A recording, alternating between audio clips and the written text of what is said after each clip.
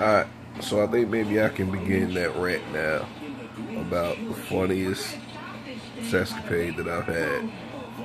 Oh my God. Again, this rant was inspired after watching this video from the homie Super Scent from New Orleans and her funny fat sex story. That's just, I've had experiences, okay? But this by far is probably the funniest story ever. Whole time, my nigga Rudy P on Snapchat, he can actually attest to this. Because he's a part of it. He was like somewhere. Okay, so we're going to set the story back to about 2005, October, November-ish. And yeah. So I was chilling as a Columbia College student. Me and my boy Rudy P, was chilling in the dorms at this time when Facebook had just came out.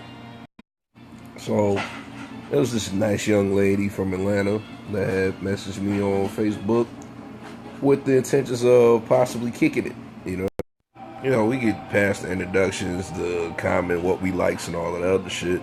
And I find out she's actually staying across the dorm, like right across the street. Me, if it's easily accessible, I'm jumping right at it.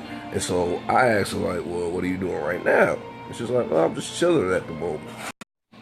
Needless to say, I made my way over there.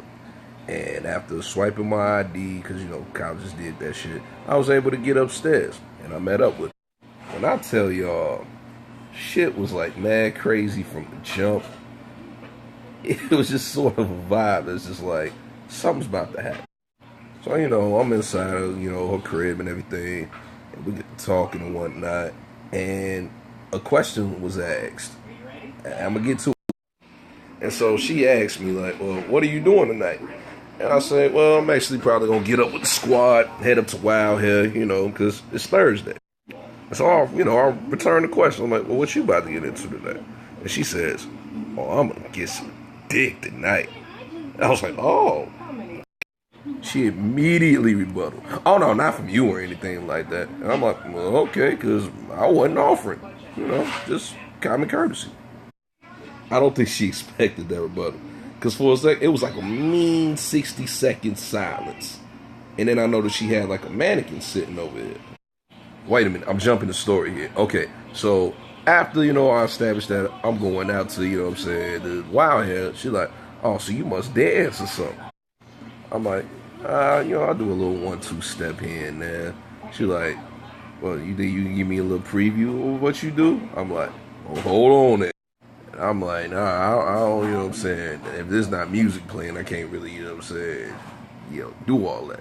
She's like, oh, what's the matter? You scared? Me being young and dumb back then, I ain't know that was like a woman's way of pretty much just like baiting you by coming at your manhood. So I'm like, wait a minute, Shawty, I ain't never scared.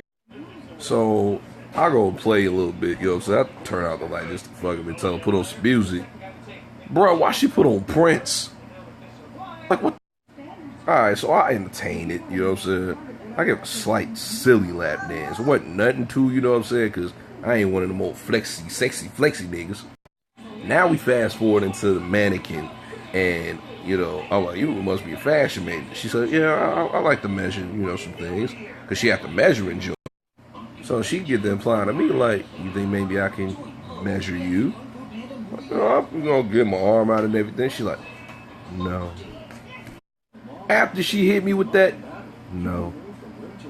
It took a second, but it clicked like, oh, you trying to measure my... So we pretty much already hit past the whole I ain't scared thing, and we reached this far, so I just channeled in.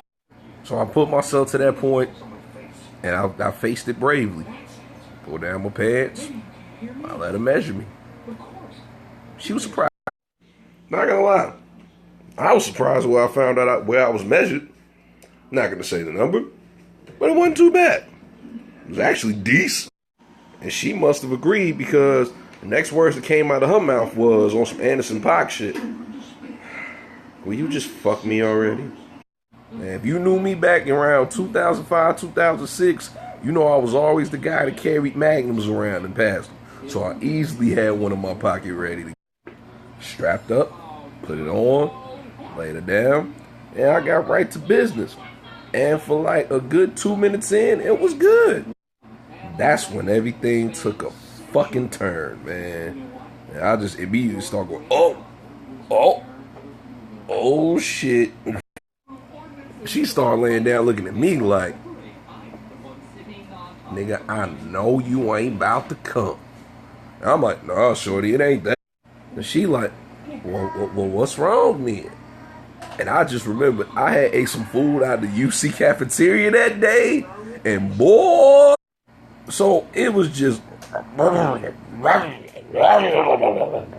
like a rev up lawnmower. I'm like, excuse me, shorty, I'll be right.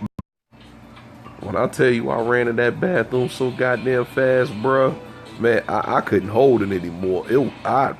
Boom, blew. Now, of course, I finished off, my regular bathroom duties. Flush, courtesy, hand wash, spraying that a little bit.